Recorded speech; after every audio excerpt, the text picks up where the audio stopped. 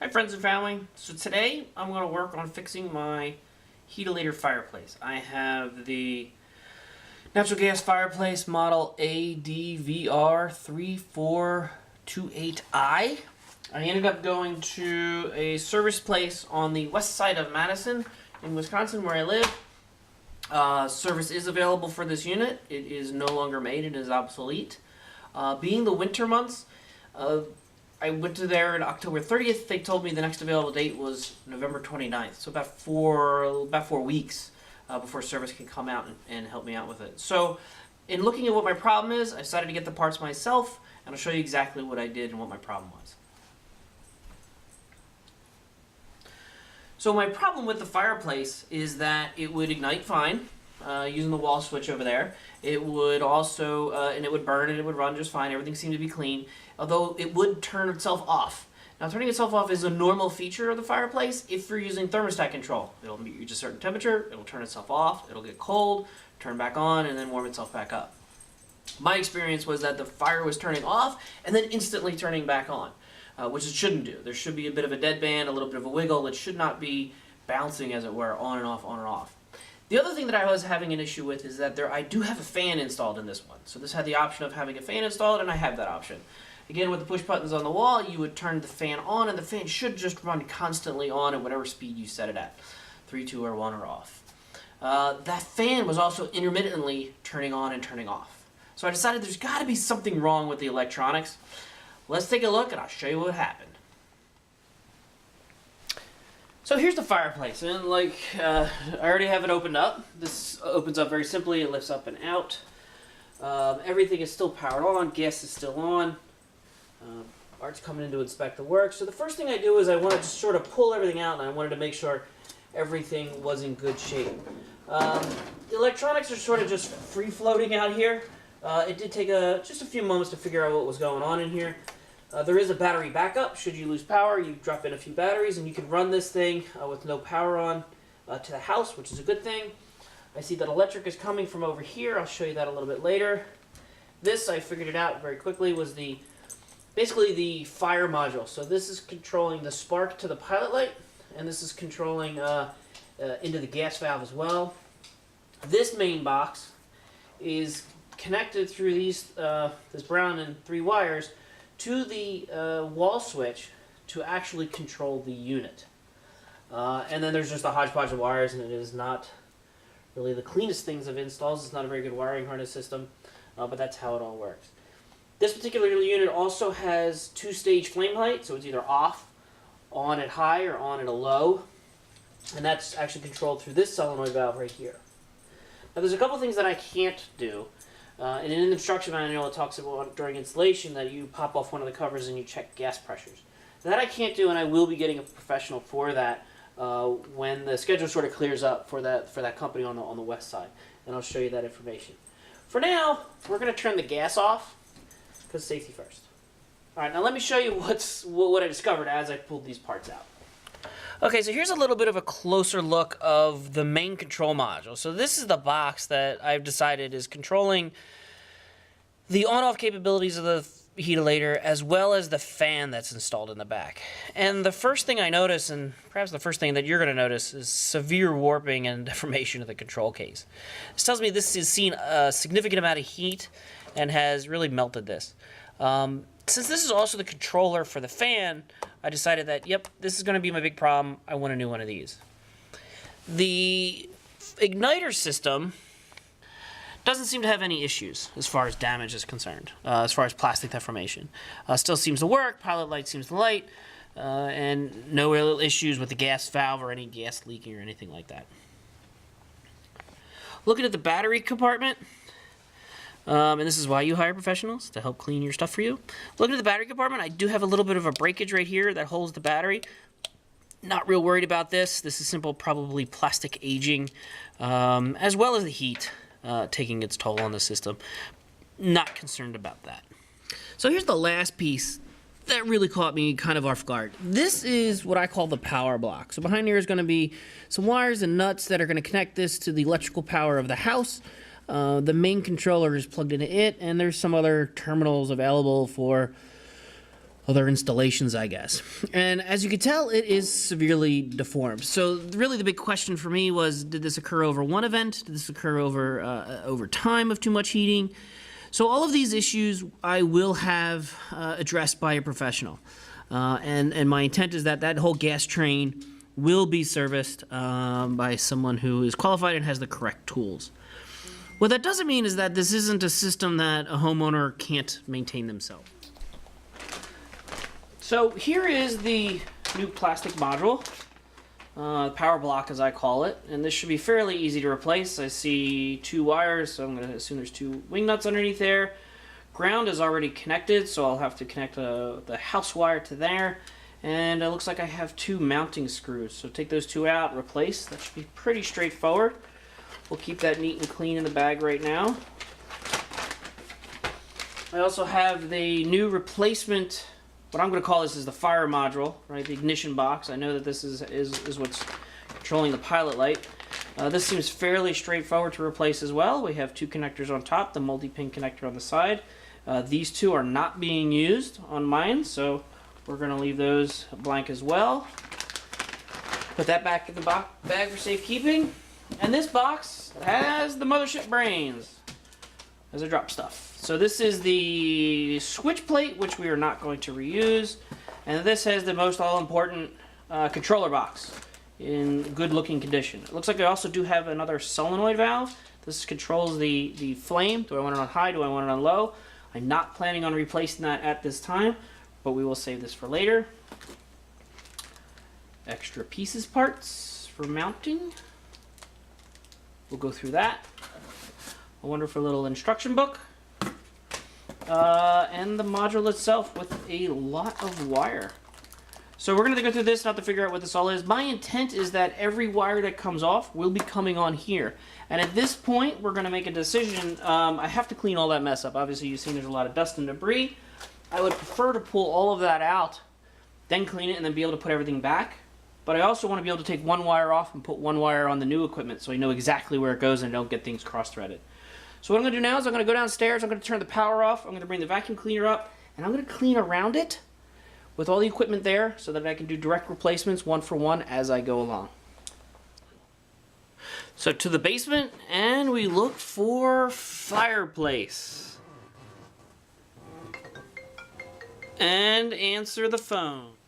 Okay, so I answered the phone, and as fate would have it, that was my financial advisor, and he said, YouTube videos are not going to be the way to retirement, so get a job. So anyway, we're still going to finish this video, and we're going to show you how this thing works. Spoiler alert, I saw nothing here that said fireplace. So I pulled out my handy-dandy circuit tester, and of course, I left it on, and the battery died.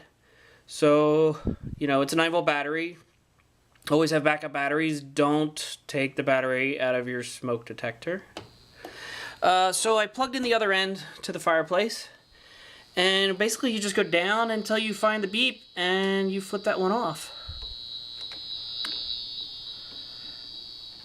One of those big boys.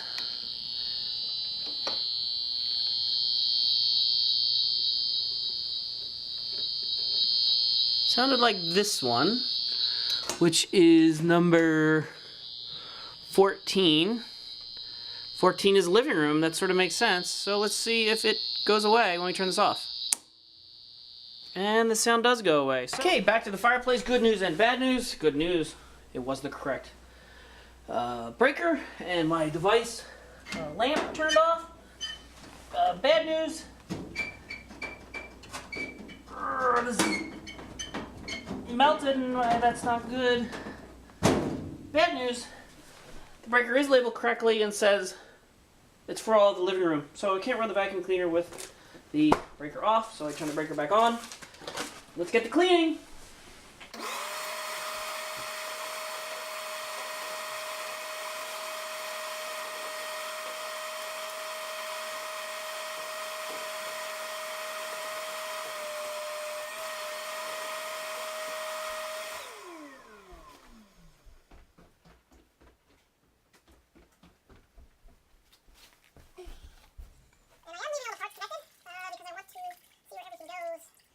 Pieces one at a time.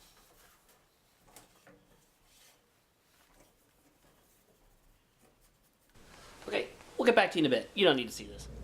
Okay, I wasn't sure at first if I wanted to replace the power block, but I think I will. I'm not seeing a whole lot of things going on here to make it difficult. One screw, the other side's not even attached to anything. Now the breaker is off again downstairs. So let's take this apart and see what it looks like. Now this is probably a sheet metal screw. It's going to take a little bit of effort to get it out, as it was a self-tapper. Flathead screwdriver seems to make quick work of it. Perhaps I'll go get a nut driver. It'll help capture the screw when I need to go put it back in. I'm going to save it there for later. And I'll see if I can get it out.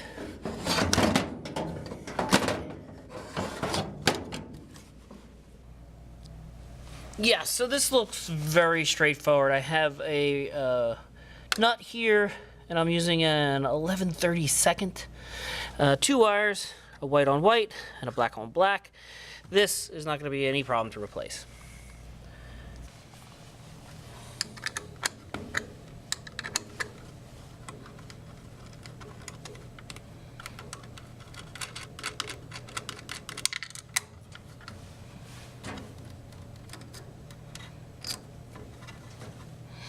And I should say, if you are not comfortable working on electric wires, don't. By all means,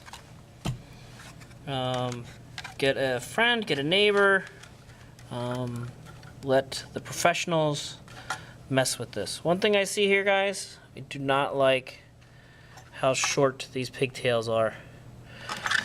So, this project has been a lot of ups and downs, and the next up will be to get some wire snippers to make these longer. So it does appear that here's the original hole for the first screw. It does appear in the back there is no screw. I almost wonder if it's designed that the plastic go inside this channel. And if there is a lot of excess Romex here, and we're going to see if we can get these all tucked in neatly. There is a lot of room in the back of this enclosure, so I'm not that concerned. And yes, that plastic piece does fit in there. And now it's a matter of getting the screw set. I'm going to move the camera out of the way, and I'm going to get this all buttoned up. Okay, I am very happy with this install. I got the screw in there nice and tight. It is a sheet metal screw, so you don't want to over tighten it and strip anything out. It is secure on the back end through putting that tab inside that tab. I believe this is much better than the way it was. It probably popped out in the back after that heat deformation stuff. Okay, we're going after the next part. Up next is the ignition controller here, and I don't believe there's anything wrong with this.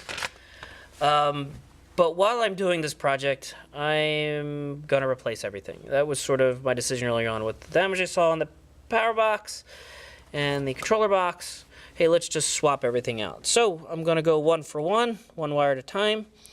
This I do know is the pilot light, and that's got to be on there nice and tight. This is, it says S. I don't know what S is. Maybe someday I'll chase that through, see where it goes. Okay, happy with that. Are you happy? I am happy. And this multifunction cable here, looks like it has a little tab. I'm going to gingerly press it with my screwdriver, as I don't want to break it, because I do believe this module is in good shape. And then gently wiggle this sucker out. Ah, I did it wrong. It is not a, it is a press, it's not a pry. The connector is actually attached. And I see ugly. That makes me not happy. So this wiring harness is junk. Okay. Question is, did that wiring harness come in this other box?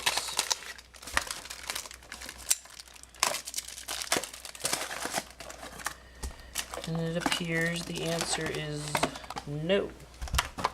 It is just the controller.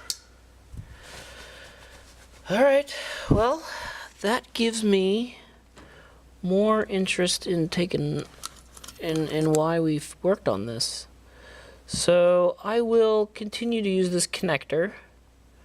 I will take a photograph of it. I will end up back at the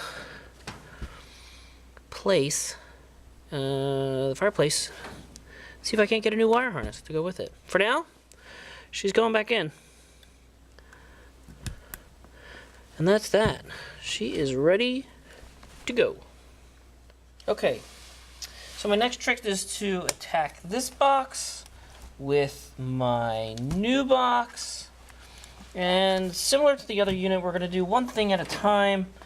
So we're ensured that everything is connected as it should be. Yeah, so this is a giant twisted mess. Totally not happy about that. But what I do see is a lot of labeling, a lot of shrink wrap, which is nice. I got labels out here on the new unit, and I have labels out here on the old unit. So that is great. So we're gonna attack this. Probably the best thing to do is work on it, and I'm gonna have a lot of shifting around to do. So I'm not sure if we're gonna get this all on camera, but we shall try. One cable at a time. I have 2 browns labeled Pilot. I found 2 browns labeled Pilot. So, through the wonders of video wizardry, I got everything done here. Actually, I ran out of memory. We'll talk about that later. Replaced the firebox, fire starter, sparker is what I call it. Replaced the severely warped electrical junction box. Have leftover parts. This is the wire that's supposed to go from the thermostat box over to the wall switch, which I did not replace because I felt that was fine. Now I have a spare wall switch. Did not reinstall the battery pack. I've never used that in 5 years. I'm not concerned with it. Did not replace the gas solenoid valve. Again, I'm not messing with the gas train here. I definitely recommend getting a professional for that. So if you have concerns about doing this stuff on your own, do not. And get a professional. If you're comfortable with working on stuff, you absolutely have the right to repair things. I needed some cutters. I needed a 1/4-inch nut driver, flathead screwdriver, needle nose pliers I did not need, and the 11/32 wrench. I mean, that's all the tooling you need. I did power it back on. I do have a red light. I will close the door, turn the gas on, close the door, and see what happens. Here is the red light.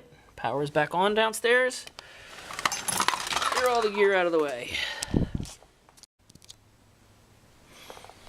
I'm ready to give it a test fire. One thing I did not reinstall was there's a sort of a decorative plate that goes behind this, and what I can see probably sitting from the couch is some of the electronics and the cabling. And right now I'm okay with that. I want air to get in that area. I want heat to be dissipated until I get that gas train looked at. So all the extra parts, this metal plate, I'll put it in a box, keep it nice and safe in the basement. Let's see what happens.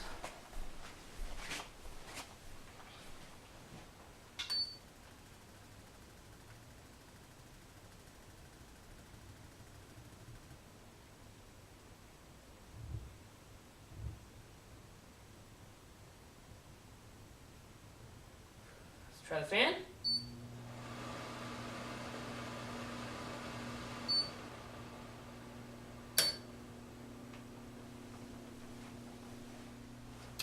So this does appear to be resolved for now. Well, right now it hasn't kicked off yet, so I don't have a repeat of the original symptoms. For now, until I do have the gas train looked at, we're going to run it only on low, and we're going to make sure that the fan is running to help dissipate any of that heat that's getting underneath there. Till then, everything seems to be running fine. We'll let it run for a while, let it heat up, let it warm up the house, and we'll go make some popcorn and enjoy a movie. Back where we started at the beginning of the video, we were in front on the mantle, and I'm in front of the house, in front of the fireplace, enjoying the warmth. Thank you for your time in watching this video. I never saw any repair or problem like this before in any of the videos I was watching, so I thought I wanted to get it out there. Special thanks to the team. Heatilator, they have a great system for support, so the parts were available for me, even though that this unit is discontinued. If you are not comfortable working with electricity, if you're not comfortable working around natural gas, if you're not comfortable with electronics, don't do it. It is something that you can do. I rate this as a very easy repair. These are direct replacements. Everything is insulated. Everything is off and de-energized, especially if you turn that gas off. But these systems, they do have professionals out there that will help you. Call a neighbor, call a friend. You do have the right to repair things on your own. So go after it if you're feeling challenged, and definitely reach out to, again, I'm going to keep saying it, but reach out for support if you're feeling a little uncomfortable with this type of stuff. Have a great day, and we'll see you next time.